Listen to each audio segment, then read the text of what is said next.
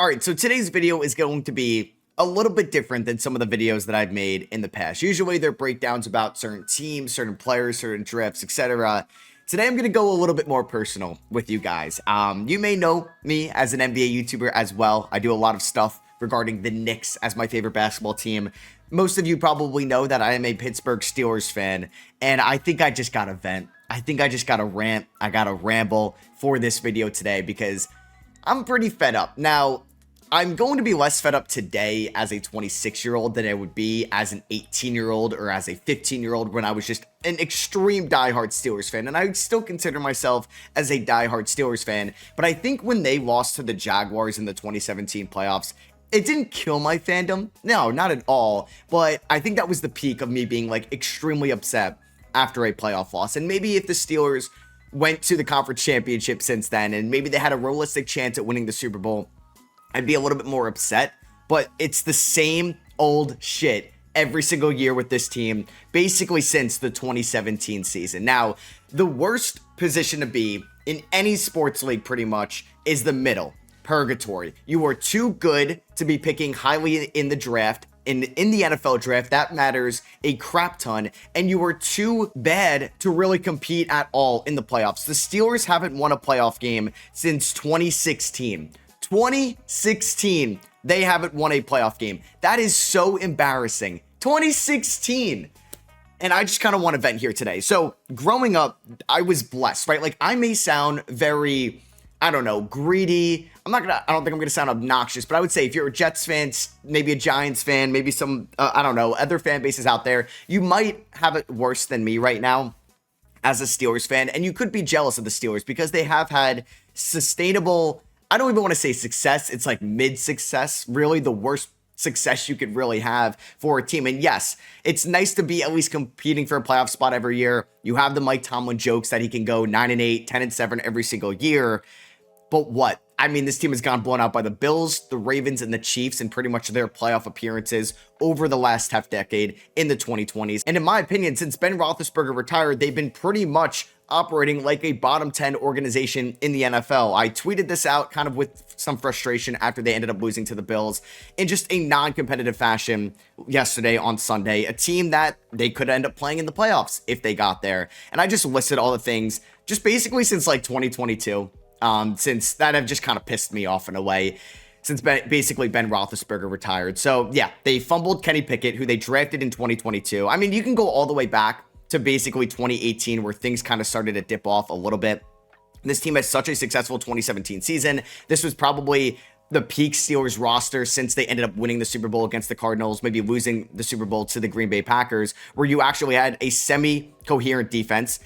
It was top 10 in points against, but you had such an electric offense with Ben, rookie Juju, Le'Veon Bell, and obviously Antonio Brown out wide, arguably the best receiver in the NFL. And then Ryan Shazier gets hurt late in the year. The Jesse James call against the Patriots kind of eliminated them getting a 1 seed, and they ended up losing in the divisional round after a bye to the Jacksonville Jaguars. And I remember at the time, a lot of people did not like Todd Haley as the offensive coordinator.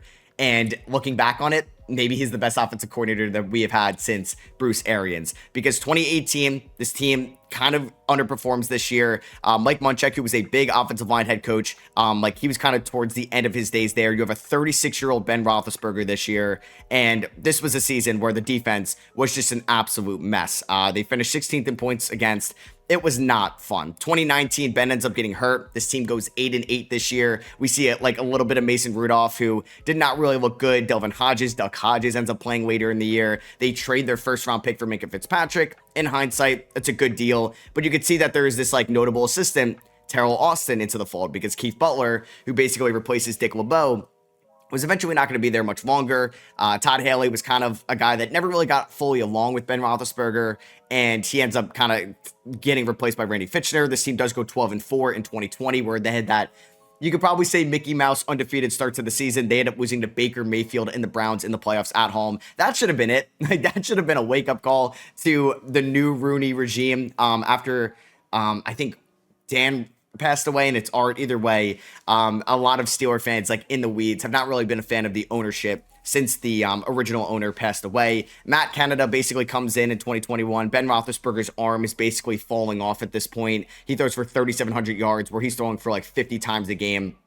at his age. 2022 was the first year with Kenny Pickett under Matt Canada. Didn't really work out, and you can see they have a notable assistant, Brian Flores, who eventually gets let go by the Dolphins. He has that whole situation going on where like Belichick congratulated him on getting the Giants job, but he meant to send that to Brian Daboll. They had like one of the best, maybe the best defensive mind in the NFL in their organization, and they let him walk to Minnesota. This team goes 10-7 in 2023. Great. Or I can go back to 2022 where they end up getting blown out. Or no, this was where they didn't make the playoffs like in the last game of the year. 2021, Ben's last year, they get blown out by the Chiefs in the playoffs. Hey, they scored the first touchdown in that game. 2023, you get blown out by the Bills with Mason Rudolph. 2024, last year, you get blown out by the Baltimore Ravens. And here we are in 2025 where this team is 6-6.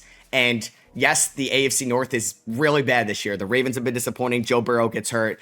You're banking on a 41-year-old Aaron Rodgers. There's just so many things that have pissed me off since 2022, since Ben retired, fumbling the Kenny Pickett pick. It was a bad pick. Trent McDuffie was a pick later. It was a terrible quarterback class. The only good quarterback from this class was the last pick of the draft, and you invested a first rounder on a guy that I don't know if they would have drafted if he didn't go to the University of Pittsburgh or he didn't get that fake slide in the ACC championship game or whenever that game was. They hired Matt Canada, which somebody that was definitely not qualified for this position. They let Brian Flores walk for Terrell Austin. I already mentioned that. They've always neglected the cornerback position. They kind of lucked into like a James Pierre, a Brandon Eccles, but Steven Nelson was a good guy in-house, no longer there. They ended up getting Joey Porter Jr. for Chase Claypool. Joey Porter Jr. isn't a CB1 in this league. Just Dante Jackson basically for Deontay Johnson. Never really was a long-term answer either. And I could just go through all the misses Kevin Colbert had at drafting corners. They paid DK Metcalf top 5 receiver money after after trading a second rounder for him. Yes, it's Jamar Chase,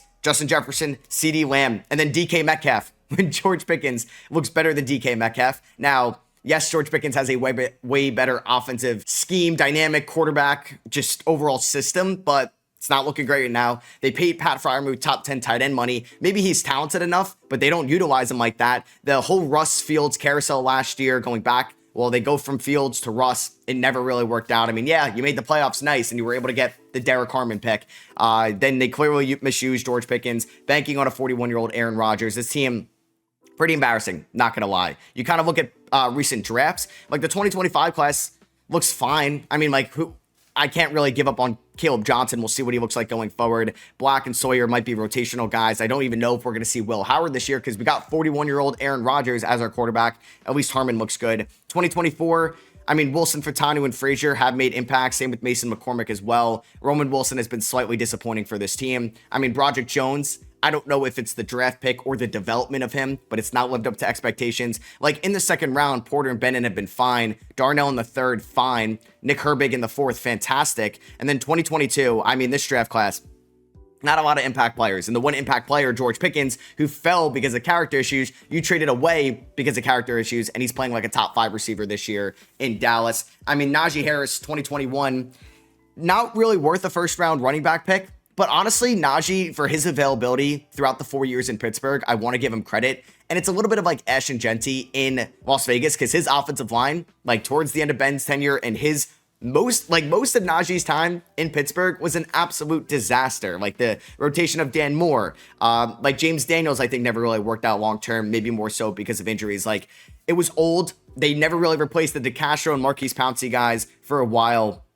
2020, no first round pick because of Minka. I mean, the 2019 draft class is actually like horrible to look back on. They trade up for Devin Bush.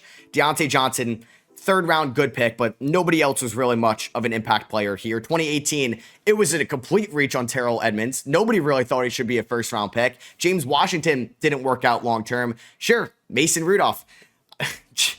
A core 4. I don't even want to talk about some of these draft classes. Like 2017 was great. They can't draft a corner. Cameron Sutton. I could talk about Artie Burns. Sean Davis misses there. They hit on Javon Hargrave. I don't even know if you hit on Bud Dupree. Probably not. Didn't really work out long term. Not a single impact guy. Senquez Golson from Ole Miss. Never played for them pretty much. 2014, maybe their last I don't know, man. It's just like I'm going back so far now. I'm just frustrated because we're going to always hear the same thing with Mike Tomlin. The standard is the standard.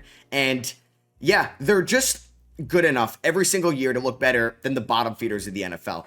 It's not that hard. Like, no offense to Browns fans, but over the last few years, I know the Browns beat them in the playoffs.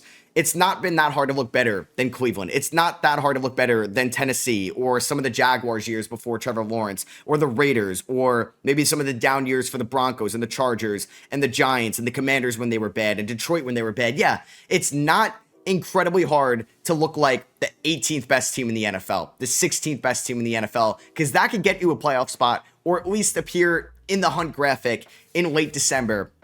But man, you're never going to progress as a franchise. This team has had no plan since Ben Roethlisberger.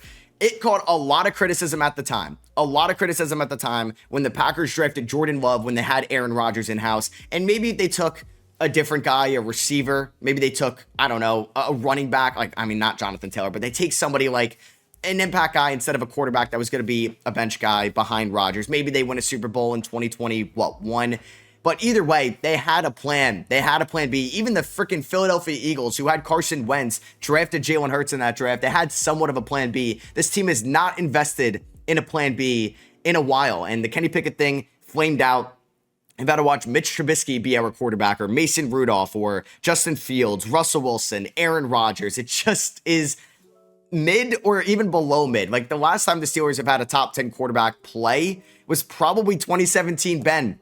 It's 2025. And I also don't think this team is going to be good enough to draft a quarterback this year either. They had a chance to draft Jackson Dart last year. Now, hindsight's 2020, but a lot of people were skeptical of Jackson Dart in the pre-draft process. It does look like it's a hit for the Giants so far, but we still have to see him even playing a playoff game yet. And yes, you could find quarterbacks outside the first round, but it's easier said than done. This team right now is currently 14th in the draft order. And for the first time in my life, this is where I may sound a little bit greedy as a fan, or a little bit conceited a little bit, just because I know there's Browns fans watching, Jets fans watching, and yes, you guys have it worse. For the first time, I think in my life, I want the Steelers to lose out. I do. And it sucks. I've had that kind of blessing where I haven't really had to root for my team to tank, because it can really suck. I've had that with the Knicks, where in 2019, I wanted them to get Zion. They don't. They miss out on KD and Kyrie. They don't even get the #1 pick. They get RJ Barrett, and Kevin Knox, their most intriguing young player, didn't work out. So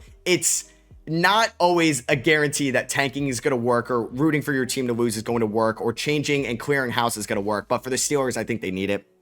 Mike Tomlin is the most conservative coach in the league. And it's, yeah, sure, you can be conservative when you have Patrick Mahomes, or you have a dedicated ground game, or you have like the best defense in the league. This is the most expensive defense in the league, but they're a bottom 10 defense this season. They just got ran on for over 200 yards against the Bills, who are missing their starting offensive tackles. A same Bills team that nobody is really scared of right now, because they don't look the same from last year. The Steelers beat the Colts this year. Nice. You ended up beating the Patriots on maybe a very lucky game, but that's, like, my friends joke about it with me, how the Steelers are lucky, and they, I think, are when you watch them a little bit in terms of their turnover luck. Now, I do think it all evens out at the end of the day, but yeah, I just think Tomlin is coaching in old ways. He hasn't had one single assistant get promoted. Not one offensive coordinator, not one defensive coordinator. Sean McVay in one cycle, Dan Campbell in one cycle had more coordinators promoted than Mike Tomlin has had in his 15-plus year career as a Pittsburgh Steelers head coach. That is a big red flag. Every coordinator has come through that has not worked out. Keith Butler, Fitchner, Matt Canada, Todd Haley, Terrell Austin. It's just been an absolute disaster. And I do think Arthur Smith has his limitations. He's probably been their best offensive coordinator since Todd Haley, but you can still see like he doesn't have a ton to work with, because I don't know if this is an Omar Khan thing, but the Steelers went weirdly aggressive in the offseason. You get Aaron Rodgers, you get DK Metcalf, you trade Minka for Jalen Ramsey, and you draft Derek Harmon. I don't know. There was some weird moves in the Steelers offseason, that's for sure. Like I said, though, they're going to be probably picking too low. Like Mendoza, Simpson, Dante Moore, if he declares, are probably going to be off the board, because, yeah, the Jets would take one. Heck, the Rams could take a quarterback ahead of you with the Falcons pick, because they'll probably look into life after Matthew Stafford. The Steelers did not think about that whatsoever in life after Ben Roethlisberger, and here we are, just mid after mid after mid. And it's just extremely frustrating to watch Tomlin, who will act like a politician, and it's somebody that I've always admired as the Steelers head coach. And they say it and it's a cliche, but it's kind of true. Like, leave the game before the game leaves you. And I think that could happen with Mike Tomlin here. Yes, he's never had a losing record. Nice. And I know it could be a lot worse. The Jets have had so many different coaches. The Browns have had so many different coaches and quarterbacks. The Steelers have had 3 head coaches in their franchise's existence. Chuck Noll to Bill Cowher to Mike Tomlin. Like, that's incredibly impressive. And I know they don't want to make anything reactionary, but I think basically after 2017, this team is extremely underachieved with Mike Tomlin as their head coach. We've seen teams in the past even make it to the divisional round and their coaches could be let go because they realize there's a ceiling on their head coach. I'll make a cross-sport comparison again to my Knicks, but they were just in the conference finals. It's a completely different sport, but they fired Tibbs. They realized that there is a ceiling with him as their head coach.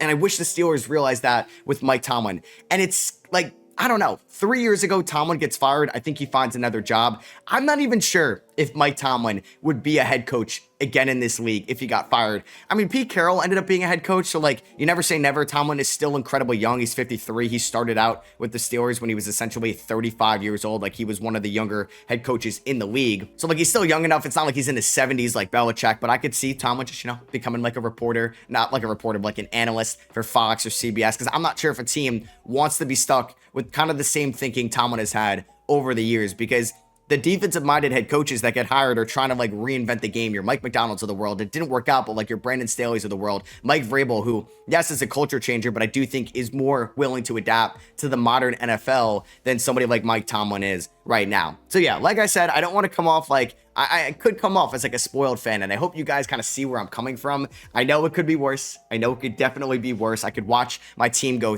2-15 every year, 3-14, miss on quarterbacks, have my owner pay 3 different head coaches right now, which like the Raiders may do, which I think the Panthers are currently doing right now with Canales, Frank Reich, and maybe Matt Rule at this point. So let me know what you guys think the Steelers should do. Do you think that this team can still luck its way into a quarterback? I mean, they haven't done it since they drafted Ben Roethlisberger, with like the 7th overall pick back in 2004. You know how different the NFL was back in 04. We'll see. I mean, this quarterback class, I think, can produce a star in this league, but it's probably going to be Simpson, Mendoza, or Dante Moore, who, unless you're like somehow giving up 3 first-round picks to move up in this draft, something I doubt they would end up doing, I don't think they're landing their franchise quarterback. Maybe they fall in love with a Lenora Sellers. Maybe it's a Carson Beck, but like, do you hear me saying this?